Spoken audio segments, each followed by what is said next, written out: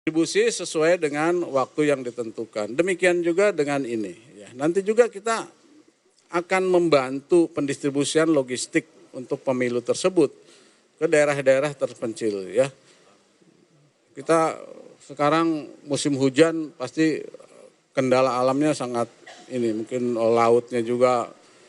Ya nanti kita semaksimal mungkin kita akan bantu dari proses pendistribusian logistik pemilu sampai pencoblosan. Nanti kita akan bekerja sama, tidak hanya TNI, di situ ada Polri, ada Bawaslu, KPU yang ada di daerah.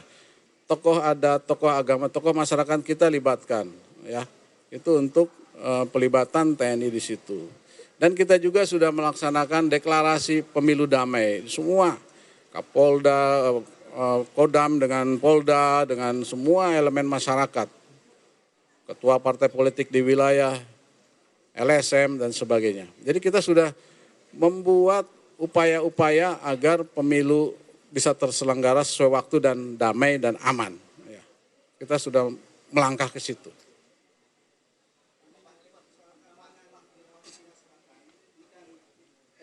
Cina masih mengklaim Pulau Natuna ya. Dan jadi sebenarnya kurang kritis, kurang tegas gitu Pak. Gimana Pak? Sebenarnya Cina tuh dengan kita tuh hubungan diplomatiknya sangat baik. Dia welcome apapun yang terutama tentang ekonomi. Ya. Jadi kemudian tentang satuan di sana di laut di Natuna ada satuan terintegrasi. Itu ada sekarang ada selain satuan infanteri ada satuan Banpur di situ, ada Armed, Arhanud, ya, Seni dan sebagainya. Itu nanti akan saya evaluasi sesuai pertanyaan tadi itu untuk menjawab tantangan tugas tadi itu apabila terjadi konflik. Ya. Tetapi kan sebelum konflik ini ada ini juga, jadi tidak langsung konflik. Ada diplomasi militer, kita diplomasinya baik dengan Cina itu, ya. Jadi nggak usah takut.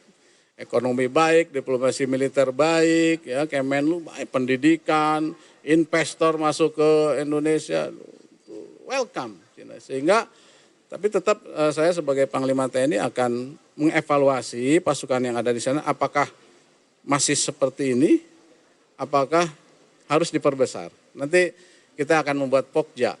Saya akan membuat Pokja button up. Jadi saran-saran dari satuan bawah karena dia kan ada di situ. Dan tentunya sesuai dengan fit and proper test. Jadi pasukan-pasukan terdepan nanti kesejahteraannya akan saya tingkatkan. Terutama di WLP. WLP-nya akan saya WLP operasi akan saya tingkatkan.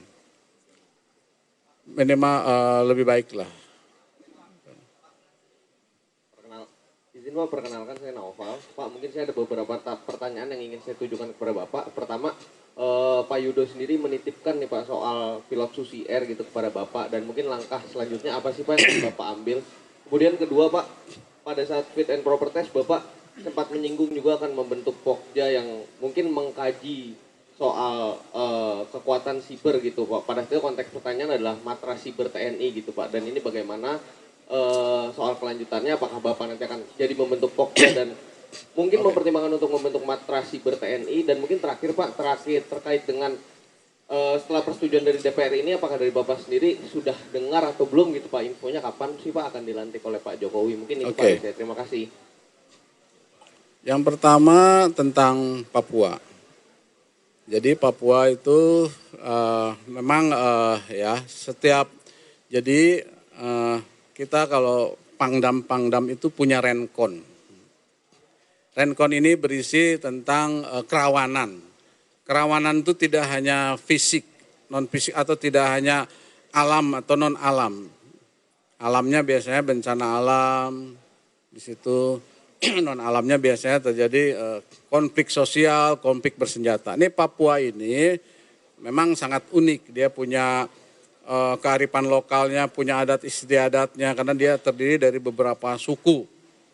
Ya, budayanya beda. Ini ada mantan Pangdam nih, Pak Nyoman, mantan Pangdam di sana. Jadi sangat mengerti.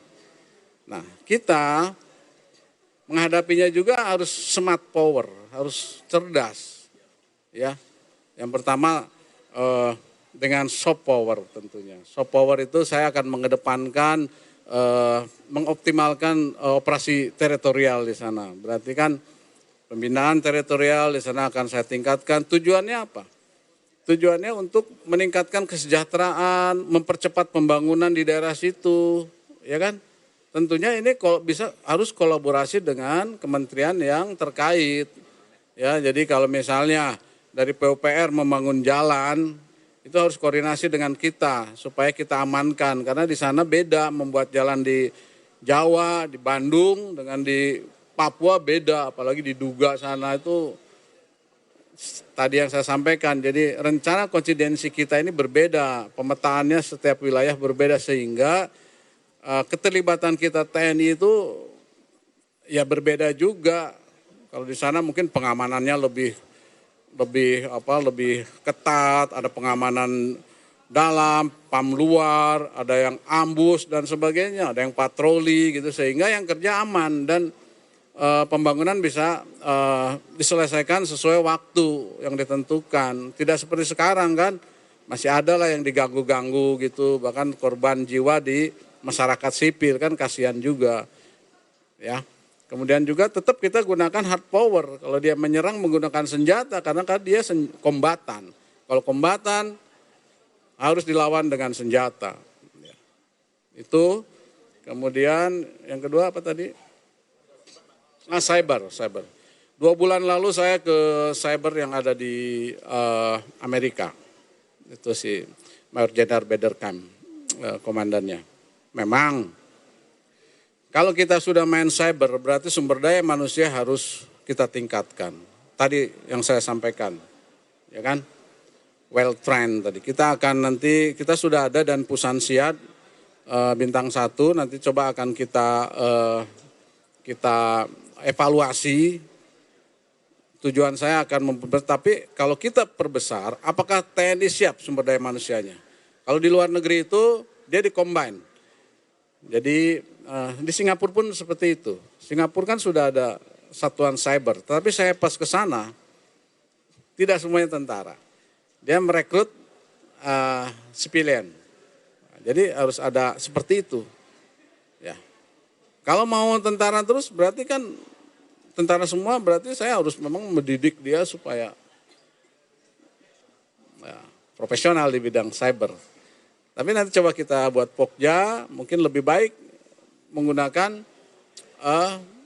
sipilian, orang sipil. Tetapi kan orang sipil kan, ya kalau kita punya Sabta Marga, Sumpah Prajurit, memegang teguh rahasia, itu nanti kita buat Pokja. Ya, kita buat Pokja, apakah dibesarkan atau, yang jelas saya akan membesarkan. Karena perang sekarang yang tadi saya sampaikan, Bang Listranya seperti itu, perangnya menggunakan cyber. Jangankan seperti ini, saya mau jadi Panglima TNI, di IG saya sudah ada 5 itu. Udah masuk, mungkin robotik yang main. Akhirnya saya juga punya pasukan untuk take down atau di replace dan sebagainya. Seperti itu. Kemudian terakhir pelantikan, mungkin insya Allah besok jam 10 insya Allah oleh Bapak Presiden. Ada tanya lagi? Oke, pilot. Tadi itu ya. Jadi soft power. Kita akan menggunakan soft power. Kita akan menggunakan diplomasi militer karena mereka masih didukung oleh asing. Kemarin kita sudah gagalkan penyelundupan senjata dari Filipina. Filipina melalui Bentuni ya. Bentunis itu, dan kita gagalkan. Dan kemarin 2 hari yang lalu senjata rakitan dari Ambon, 2. Senjata rakitan panjang dengan munisi. Pasca disahkan menjadi Panglima TNI, Jenderal Agus Subianto menyampaikan beberapa hal kepada media. Kami coba rangkum, saudara, tadi yang disampaikan adalah soal penanganan Papua, lalu juga konflik Laut Cina Selatan, dan juga logistik pemilu. Beberapa hal yang disampaikan dan ditekankan oleh Jenderal Agus Subianto adalah untuk penanganan Papua, ia berjanji akan mengutamakan soft power dan juga berkoordinasi dengan kementerian-kementerian yang sedang membangun Papua. Sementara untuk logistik pemilu, Jenderal Agus Subianto menyatakan mungkin akan ada beberapa kendala. Salah satunya adalah pengiriman logistik ke daerah-daerah terluar di Indonesia karena masalah cuaca. Tapi untuk penanganan logistik nanti pasti akan ada kerjasama dengan Polri, Bawaslu dan juga tokoh-tokoh daerah.